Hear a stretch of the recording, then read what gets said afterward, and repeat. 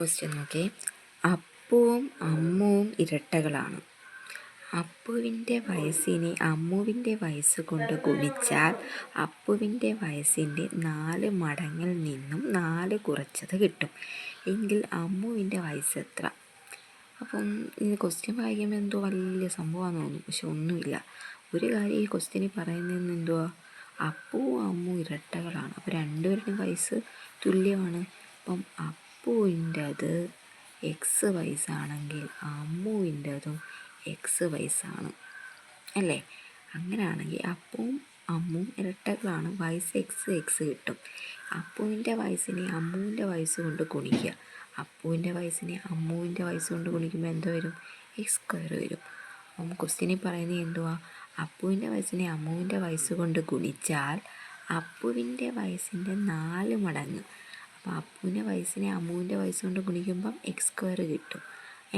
അതെന്ന് പറയുന്നത് അപ്പുവിൻ്റെ വയസ്സിൻ്റെ 4 മടങ്ങ്. അപ്പുവിൻ്റെ വയസ്സ് എക്സിൻ്റെ 4 മടങ്ങ് 4x. അതിൽ നിന്നും എന്താണ് 4 കുറച്ചത് കിട്ടും. 4 കുറച്ചത് കിട്ടും. ഇങ്ങനെയാണ് നമുക്ക് കിട്ടുന്നത്. അപ്പോൾ ഇത് രണ്ടും ഈക്വലാണ്. അപ്പോൾ ഇത് നമ്മൾ ഓപ്ഷനിൽ നിന്ന് പോകണം.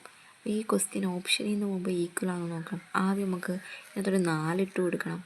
4 എക്സിൻ്റെ സ്ഥാനത്ത് 4 വരുമ്പോൾ 4² ഈക്വൽ ടു എക്സിൻ്റെ സ്ഥലത്ത് 4 ഇട്ട് കൊടുക്കുമ്പോൾ 4 മൈനസ് 4.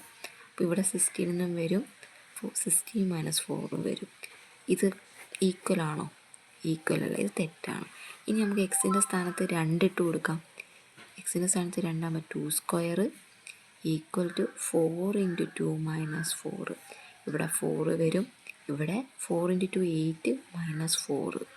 അപ്പം 4 = 4 എന്ന് വരുമല്ലോ. അപ്പോൾ ഇവിടെ ഓപ്ഷനിൽ നിന്നാണ് നമ്മൾ പോകുന്നത്. അപ്പോൾ ആൻസർ 2 ആണ്. മനസ്സിലായോ?